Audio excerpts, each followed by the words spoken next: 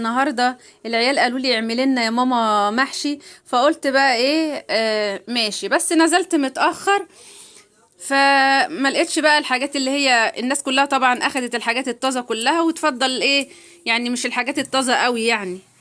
فجبت بقى فلفل اهوت، وجبت بدنجان، وجبت كوسه. يلا بينا بقى نشوف يلا بينا نقورهم كده مع بعض، والطريقة بتاعتهم سهلة ان شاء الله هتعجبكم.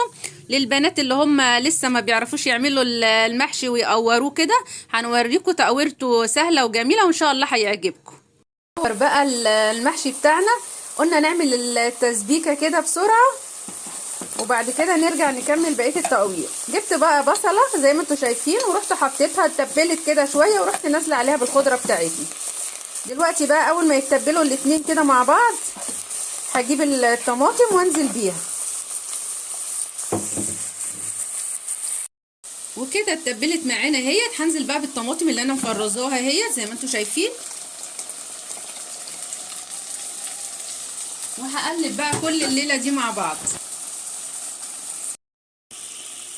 واتبلوا مع بعض كده، ورحت جايه نازله بقى بالطماطم زي ما انتم شفتوا كده وقلبناها. وبعد كده هجيب بقى ايه، هجيب البهارات بتاعتنا: فلفل اسمر، كمون، شطه، ملح، حبه كزبره ناشفه، وحبه بهارات، وورقه ماجي في الاخر. هنحط كل ده وهنقلب بقى، نقلب وهنسيبهم شويه كده على النار عبال ما نغسل الرز. وادي ورقه الماجي وهنحطها عليهم كده ونقلب ونسيبها بقى ايه، ونرجع لكم تاني. ونزلنا كده بالرز بعد ما اتغسل زي الفل زي الفل.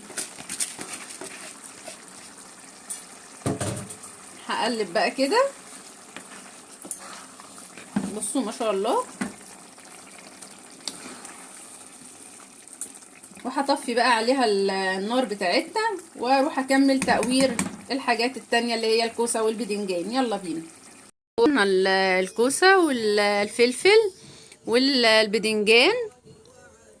دلوقتي بقى ايه، هجيب الحلة وحطيت فيها اللي انا قورته من الكوسة، بحطه تحت على طول لما باجي بحشيها بحطه تحت. والخلطة بتاعتنا جاهزة اهيت، ومعانا ورق العنب. ويلا بينا بقى نحشي كل الحاجات الحلوة دي. قورنا كده الكوسة بتاعتنا، وقورنا الفلفل والبدنجان، وجبت بقى اللي طلع من الكوسة القلب بتاعها، رحت حطاه في قعر الحلة كده من تحت عشان الكوسة بتاعتنا ما تتحرقش، وكمان عشان عيالي بيحبوه. وادي الخلطة بتاعتنا جاهزة، وورق العنب جاهز، وهنبتدي يلا بينا نحشي بقى الحاجات الحلوة الجميلة دي. الكوسة زي ما انتوا شايفين اهيت زي الفل زي الفل. دلوقتي بقى ايه، هناخد البدنجان ونحشيه. وكده خلصنا الفلفل زي ما انتوا شايفين، وخلصنا البدنجان، وخلصنا الكوسة. هروح بقى احطهم على النار عبال ما ايه يستووا شوية، اكون خلصت ورق العنب. وادي ورق العنب، ادي اول صف اهوت. هنكمل بقى الحلة بحالها كده، هنكملها ونرجع لكم تاني.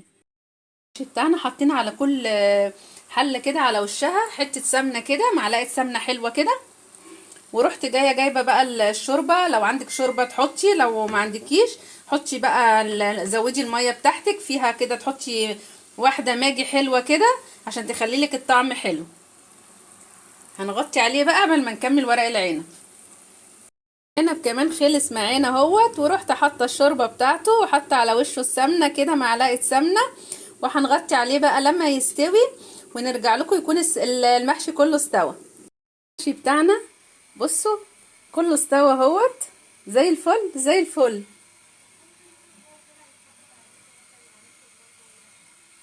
لسه مطفيه عليه بقى، لما نقدمه هنغرفه ونقدمه مع بعض.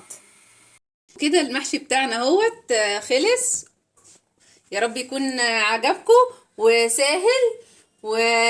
ما تنسوش بقى اللايك والشير وسبسكرايب، واللي ما شافش قناتي واول مره يشوفها يفعل الجرس عشان يوصلكم مني كل جديد.